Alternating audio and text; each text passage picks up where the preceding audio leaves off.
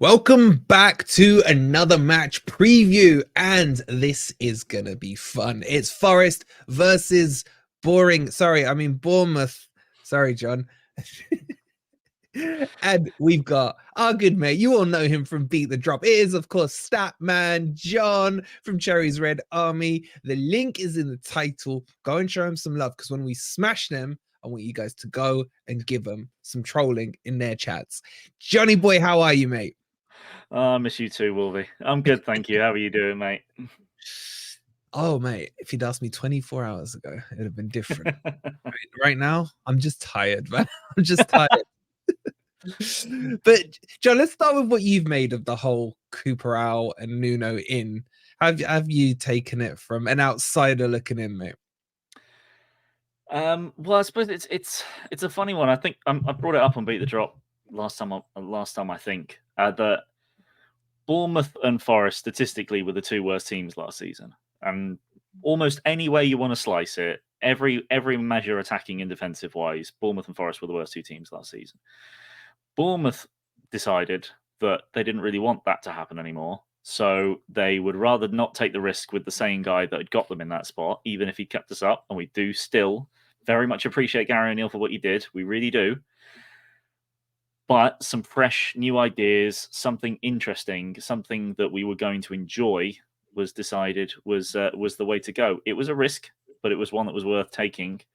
And whilst almost anyone outside of the Bournemouth fan base decided that Iraola in Gary O'Neill out was one of the worst possible decisions you could have made, everyone inside Bournemouth knew exactly that was a sensible decision. We were willing to back the board for it and push on from there. And I think it's paying dividends. Forest side of things, you didn't gamble. You decided to stick and instead made sure to bring in a bunch of shiny new players to try and bring you into a better era, a more prosperous situation. But unfortunately, it's the same man that puts out the team. And when you go 1 win in 13, I want to say, was it? Correct. Statman John knows his stats. Huh? That's pretty sackable in modern day. That's pretty sackable in modern day football. So, and given the performances of last year, yes, you might be able to turn around. No, I don't think you would have gone down even if you kept Cooper. That's down to how poor the bottom three are, not down to how good Cooper is doing well with Forest, even though he did do well right at the end of last season. So, yeah, personally, I think it's a little bit overdue. But I think it was a good call. And I think that out of all possible managers that were available, I think you've done a pretty decent job Marinakis has picked a pretty decent man for the job.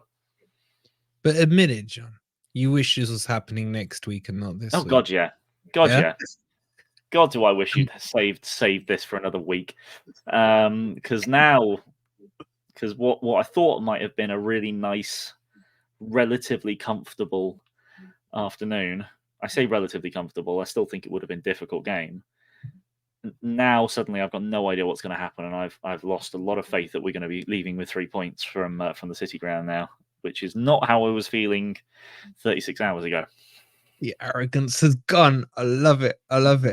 But the problem is, well, from our perspective, right, is that you are turning into a bit of a bogey teammate.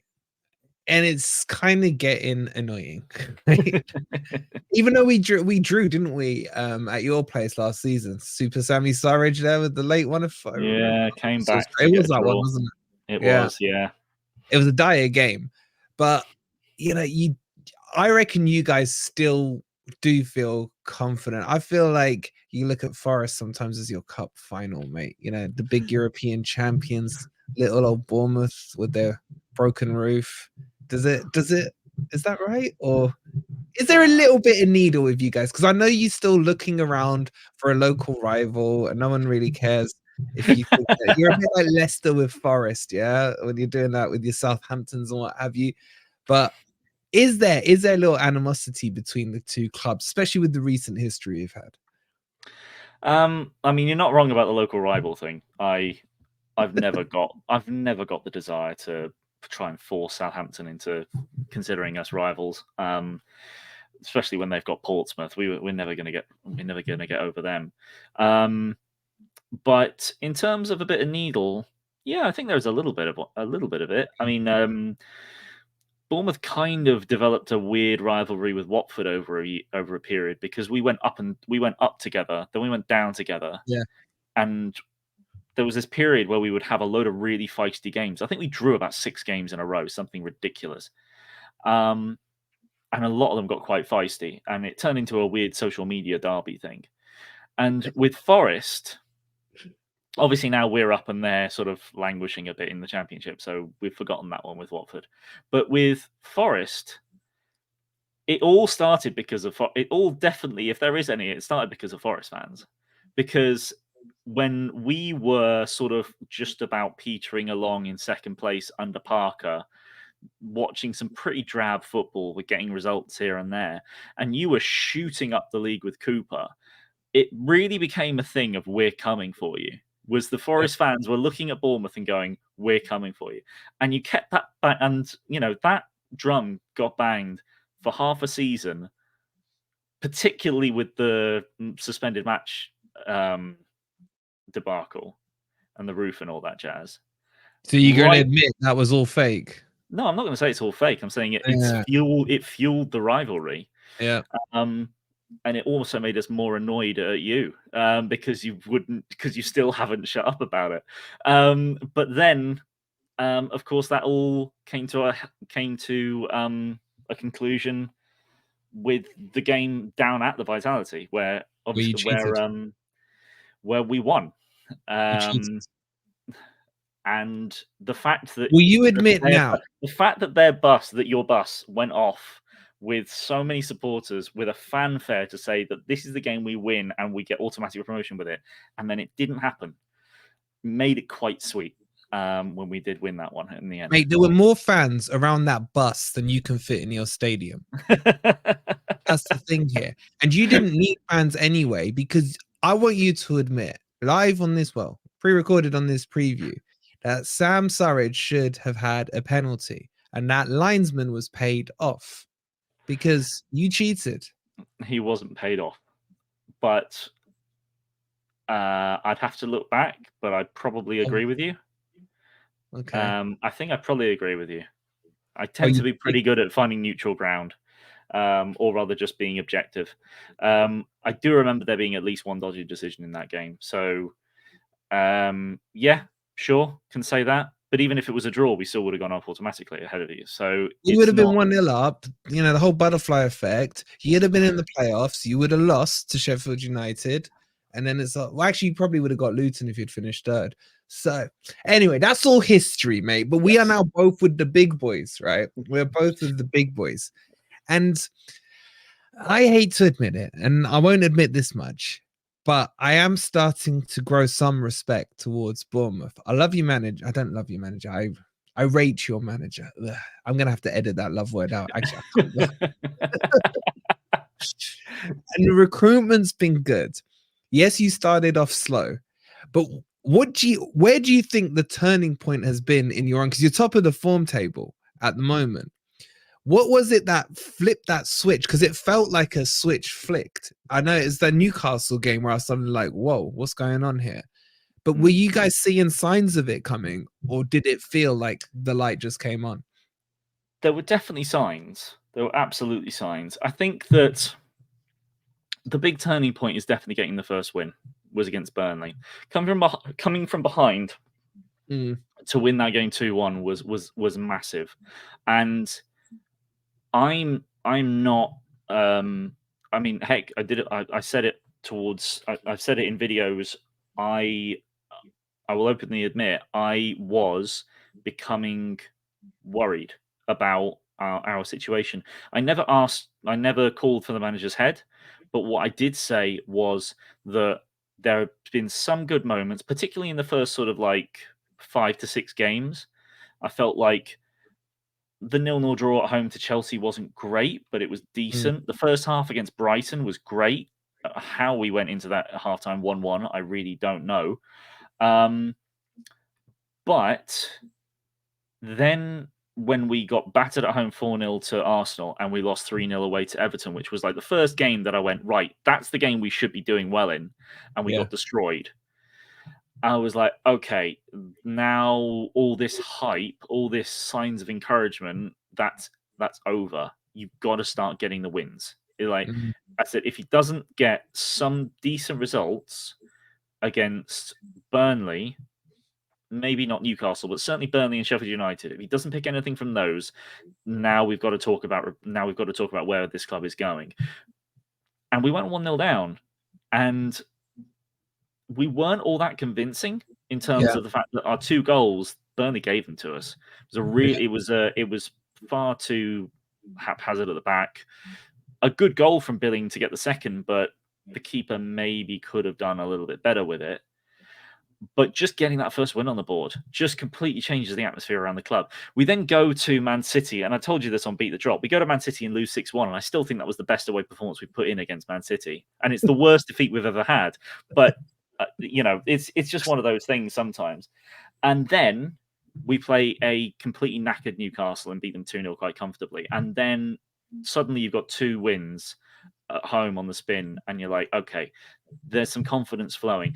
And once we beat Sheffield United and we go into the game against Villa, and you just see so much more about the side, about what Iraola wants in that Villa game. It worked against Newcastle as well, but it was like that Villa game was the sort of one where I'm like, okay, you can make excuses for Newcastle that they were tired. You can say that Burnley are crap. You can say that Sheffield United are crap.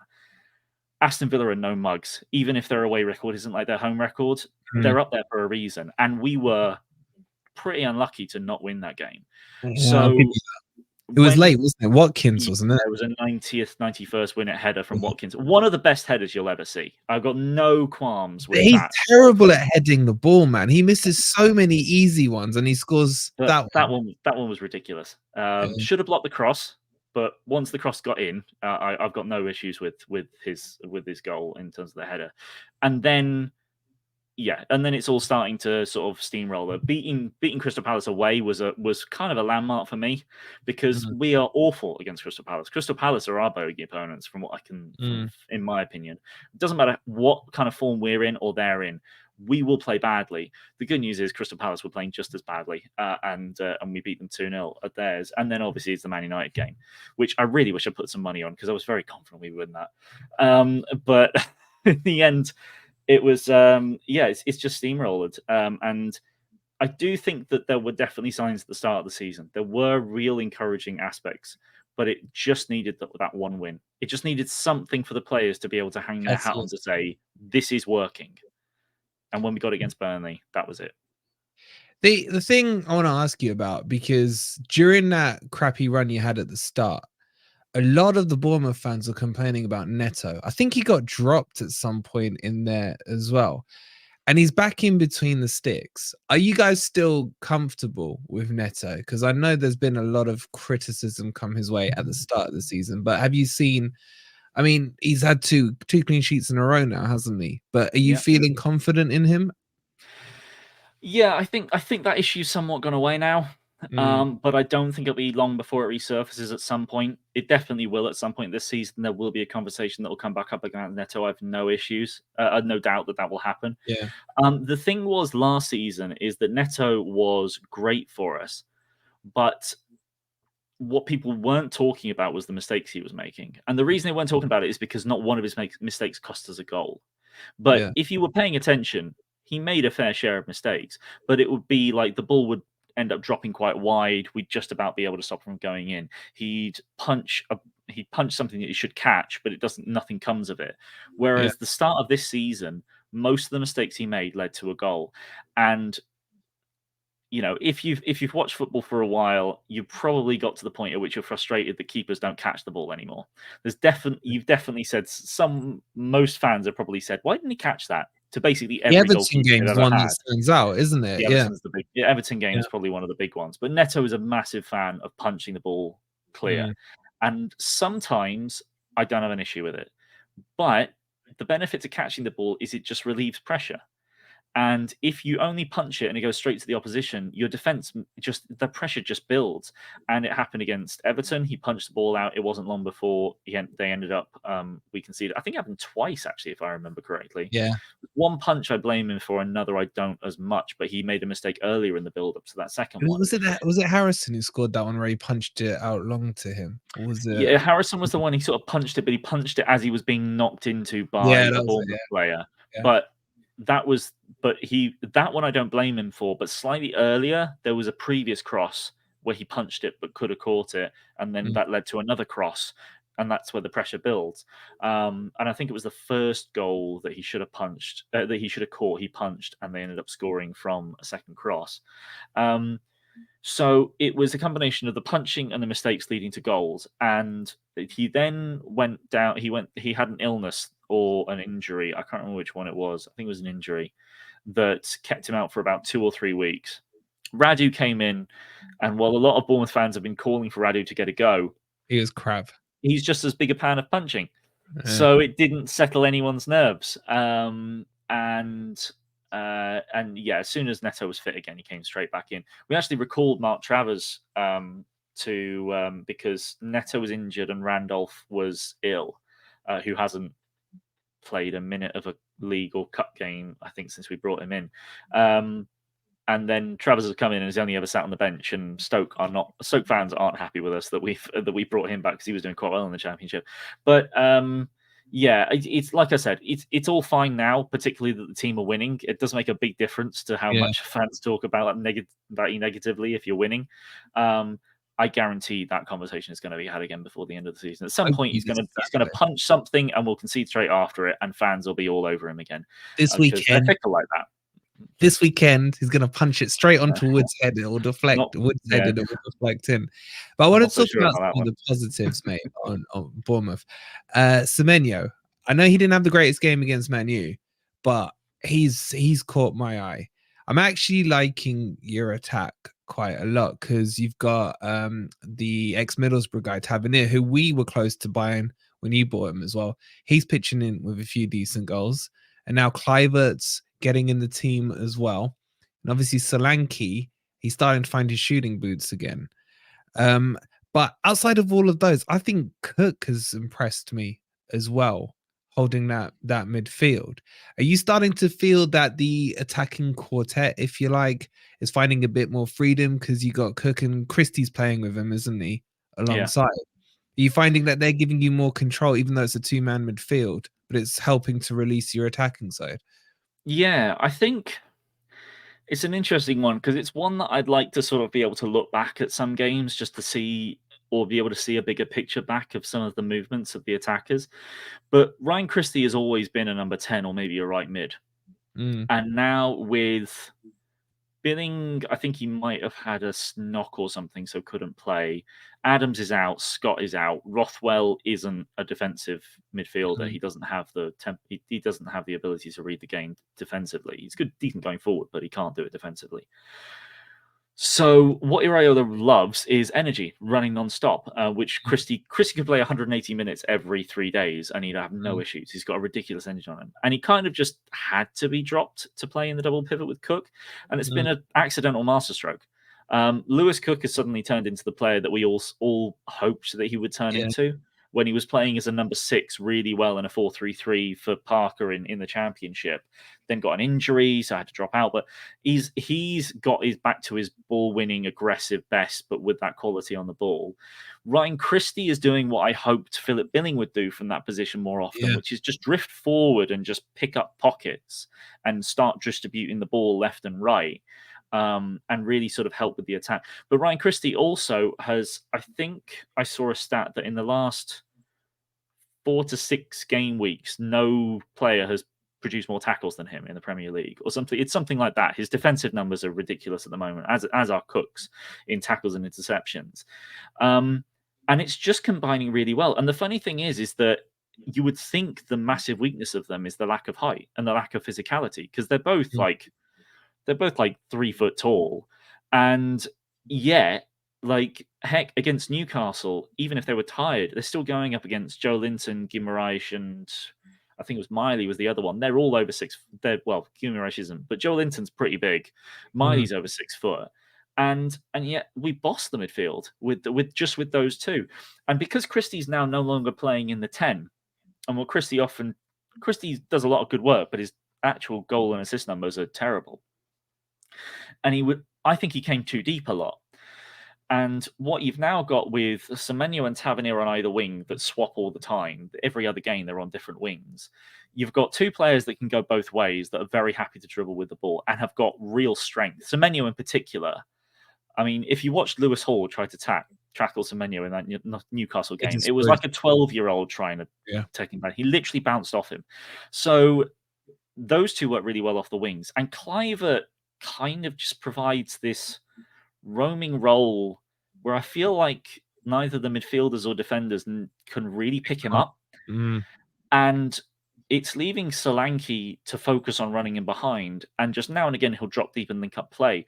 But he's so much inside the 18-yard box now. He's not making too many really wide runs like he was under Parker and O'Neill.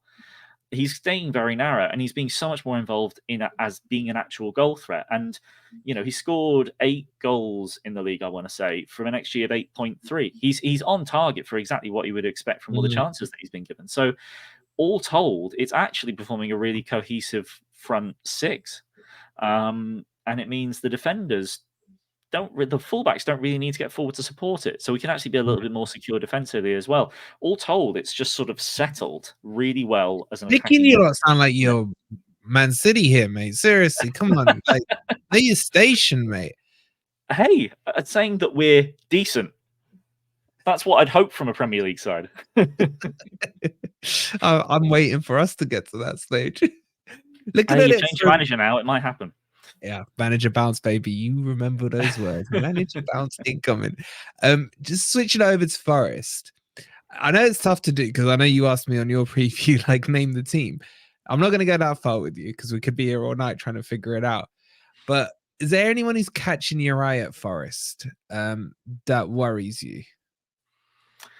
I would say that if a Onye was playing, definitely I would have been worried about Onye. Yeah. But I think Alanga has been an interesting one. I think maybe his goal and assist numbers aren't as high as I might have expected with the amount of, I mean, he hasn't played every game. It hasn't been a consistent lineup, but I think he's one that might worry me. I think, I mean, Sangare I liked before he came there, but I don't think we've seen the best of him by any stretch yet. Yeah.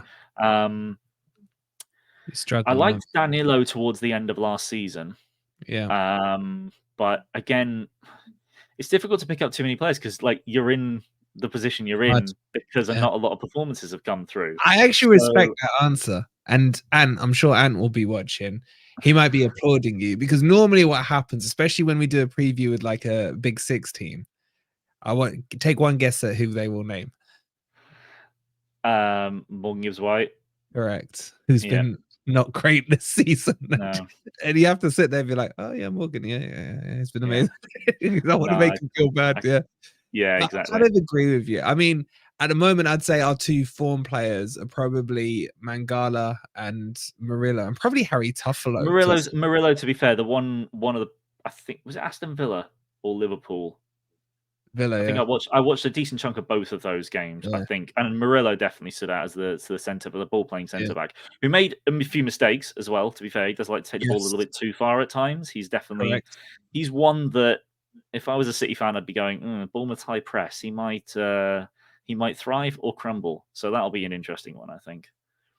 So do you play a high press now under Areola? Yeah, it's a pretty decent. It's not. I think the 4-0 loss to Arsenal was pretty important in him sort of dialing back how aggressive he makes the press at times. And away from home, we aren't as full on. But then we kind of were against Man United for long periods. So I think he just changes it depending on the game. We can be very aggressive, but we can sort of, hold more of a mid block and not quite go as strong. But in the right circumstances, we'll have 6 to 8 players in your half trying to press you off the ball and try and create a chance from winning it just outside your box. So it'll happen at some point, and it'll happen quite a few times against Forest in the weekend. So come on, John. How cocky and confident are you feeling? What are you calling it? If you'd asked me a day or so ago, I would have really been very confident of a win. I can't be that confident for it anymore. There's not a lot of games I've called wins on so far this season, and I've been mostly right for those. Not every time, but mostly. But in this game, I can't say I'm predicting a win for this one. I do think we should be getting a point though,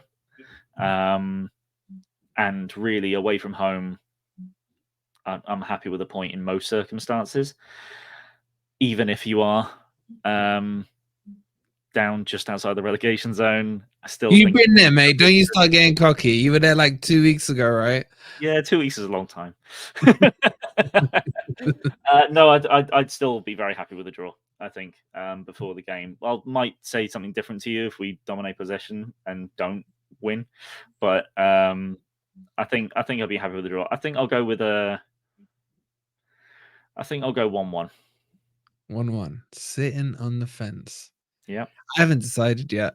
I don't know is my honest answer. All I know is I'm more confident than I was 48 hours ago. But John, it's been a joy and fun as always to sit down and have a chat with you guys. Those of you watching right now, pause what you're doing.